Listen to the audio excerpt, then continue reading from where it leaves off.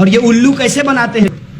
जब आप स्टेशन के बाहर कई बार जादूगरी का खेल देखते होंगे तो जादूगर बड़ी चालाकी से हाथ की सफाई से इस हाथ का सिक्का मुंह में डाल लेता है, मुंह का सिक्का हाथ में डाल लेता है और आपको लगता है कि बाप रे बाप, ये कितना टैलेंटेड आदमी है कि ये पैसा बना सकता है। तो अगर ये पैसा बना सकता है तो इस देश में आरबीआई की क्या जरूरत है? उस जादूगर को ले चलिए, आरबीआई में बिठा दीजिए उसको, मशीन की जरूरत नहीं पड़ेगी, वो मुंह से सिक्का निकालता रहेगा देश के लिए। इतना बढ़िया जादू अगर उसको आता है, फिर हमको परमाणु बम की क्या जरूरत है? हमको मंगल पे भेजने की क्या जरूरत है? वो किसी भी इंसान को कबूतर बना करके मंगल पे भेज देगा। ये खेला है दोस्त, इस खेला को आप समझिए। इस खेला को आप समझिए कि पहले आपको 9 बजे प्राइम टाइम में WWF का फाइट दिखाएगा, फिर 2019 में कौन बैठेगा गद्दी पर? वो गद्दी भी जो है राज सिंहासन होता है, वो पीएमओ नहीं होता है, वो राज सिंहासन होता है। आपके दिमाग में ये डाला जा रहा है कि आप कुछ नहीं हैं और आपका ये जो संवैधानिक अधिकार है 1 पर्सन इजकल टू 1 वोट और 1 वोट इजकल टू 1 वैल्यू, इस वैल्यू का कोई मतलब नहीं रह गया है। वो राज सिंहासन पे कोई बैठेगा और वो आपका मुस्तकबिल लिखेगा। मैं उनको कह देना चाहता हूँ कि इस मुल्क के इतिहास को आपने ठीक से नहीं पढ़ा है। पढ़े होते तो इतिहास में फेल नहीं होते। फेल होना कोई बुरी बात नहीं है, लेकिन बाबा साहब भीमराव अंबेडकर ने एक बात कही है कि जो इतिहास नहीं जानता है वो इतिहास बना नहीं सकता है। और मैं आपको बता देता हूँ कि इस देश की जनता अपना इतिहास भूली नहीं है। और ये इतिहास जब हम याद करते हैं तो हमको ये याद करना चाहिए कि इस देश में जब संविधान लिखा जा रहा था तो हमने इस तरीके की राजनीतिक व्यवस्था की कल्पना नहीं की थी।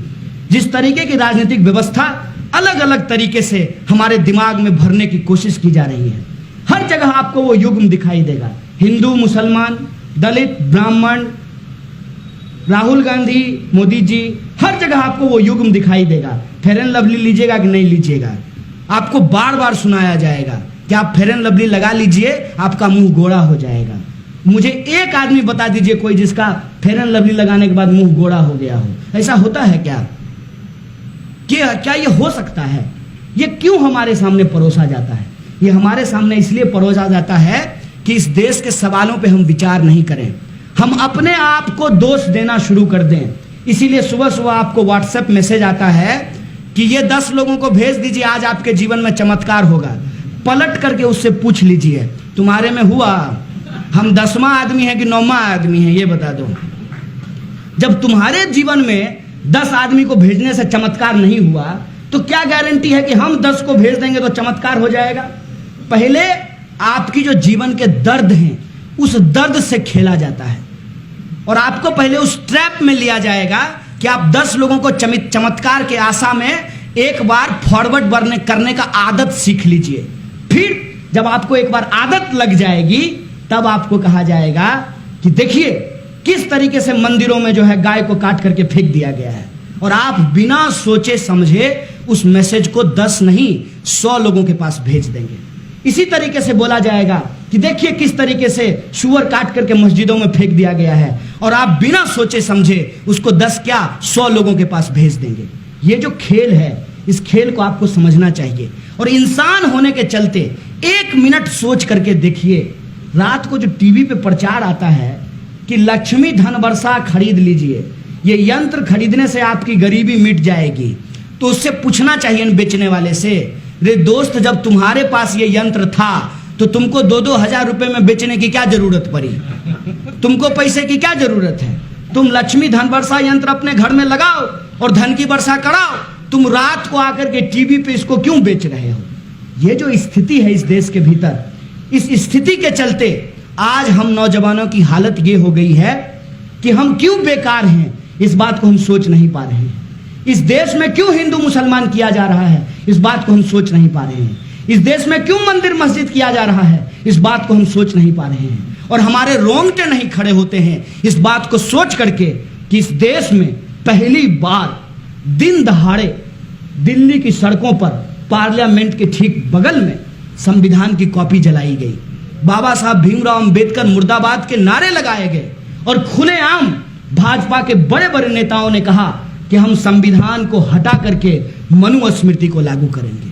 और आज सूचना की स्थिति ये है, सूचना क्रांति हो जाने के बाद भी, कि लोगों के पास सही सूचना नहीं है। मनुस्मृति को लेकर के लोग समझते हैं कि मनुस्मृति कोई धार्मिक ग्रंथ है, जबकि मनुस्मृति का धर्म से कोई लेना देना नहीं है। समाज के भीतर जो जात पात है, उस जात पात को कैसे बना करके रखा जाए, इसीलिए मनुस्मृति लिखी गई है। और मनुस्मृति में साफ साफ लिखा गया है कि इस देश में जिनको हम दलित कहते हैं, मनुस्मृति में उनको शूद्र कहा गया है। शूद्र और महिलाओं का काम सिर्फ और सिर्फ सेवा करने का है, ये साफ साफ लिखा गया है। उनका काम है कि वो बाकी समाज के जो लोग हैं उनका सेवा करें। और वह जो सीढ़ी नुमा व्यवस्था है, उस व्यवस्था में कहा गया है कि सबसे ऊपर ब्राह्मण होंगे, सारा ज्ञान जो है वो ब्राह्मणों के पास होगा, सारा अधिकार ब्राह्मणों के पास होगा, बाकी सभी जातियों का काम है कि वो ब्राह्मणों की सेवा करें। ये मनुस्मृति में लिखा हुआ है। ये मनुस्मृति साफ साफ इस देश के जो मुट्ठी भर अमीर हैं, जो मुट्ठी भर तथाकथित ब्राह्मण जो अपने आप को उच्च जाति के समझते हैं, उनके अलावे तमाम जातियों और तमाम धर्मों के खिलाफ, महिलाओं के खिलाफ है ये मनुस्मृति। इस बात को लोग समझने के लिए तैयार नहीं है। लोग ये बात नहीं समझते हैं कि प्रधानमंत्री जो किताब लिखे हैं, आई डोंट नो वो लिखे हैं कि नहीं लिखे हैं, डिग्री वाली बात तो आज तक बताए नहीं, तो किताब भी लिखे हैं कि नहीं लिखे हैं कौन जानता है। लेकिन लोग कहते हैं कि उन्हीं की किताब है। उस किताब में उन्होंने लिखा है कि जो कचरा साफ करने का काम है, उससे आध्यात्मिक सुख मिलता है। ये बात वो कहाँ से बोलते हैं? ये बात वो मनुस्मृति के आधार पे बोलते हैं। ये मोदी जी के विचार नहीं हैं, ये मनुस्मृति के विचार हैं। और जब ऐसा है, मैं तो उनकी हर बात को मान लेता हूँ। भोली जनता, भोले लोग, प्रधानमंत्री जो कहते हैं हम लोग मान लेते हैं, क्योंकि वो सिर्फ कहते ही हैं कि ये तो आज तक वो कुछ है नहीं, कहना ही उनका काम है, तो वो कहे और हम मान लिए। लेकिन मेरे मन में एक सवाल आया कि अगर कचरा उठाना आध्यात्मिक सुख है, तो मोदी जी दुनिया का चक्कर क्यों लगा रहे हैं? मंदिर मंदिर क्यों घूम रहे हैं? मस्जिद में भी अभी गए थे। ये जाने की क्या जरूरत है? सुबह उठें और योगा करने की बजाय गटर में डुबकी लगाना शुरू कर दें, उनको आध्यात्मिक सुख मिलेगा।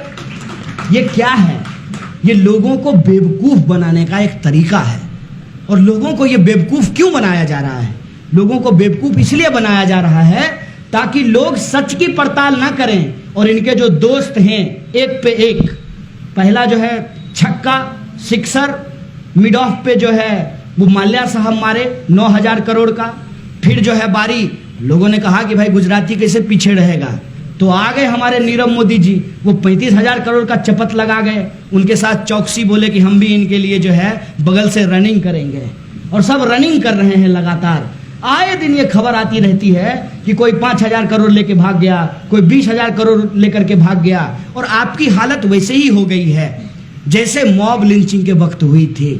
अब कोई खबर आता है तो आप उसको अपने मोबाइल पे स्क्रॉल करके आगे बढ़ जाते हैं, अखबार के पन्ने पलट करके आप आगे बढ़ जाते हैं, और आपके रोंगटे खड़े नहीं होते हैं कि गाय के नाम पे एक इंसान को मार दिया गया है। आपके रोंगटे खड़े नहीं होते हैं कि आपका पैसा लूट करके ये लोग भाग रहे हैं और इन लुटेरों को प्रधानमंत्री भगा रहे हैं। ये बात आप सोच नहीं पाते हैं। आपको जान करके आश्चर्य होगा कि इस देश में अभी जो एनपीए है वो 10 लाख करोड़ रुपया हो चुका है। 10 लाख करोड़।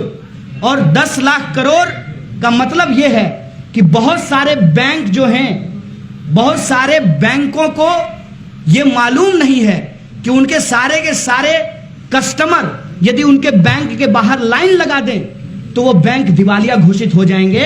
अपने सारे खाता धारकों को उनका पैसा वापस करने के लिए पैसा इनके पास नहीं बचा है।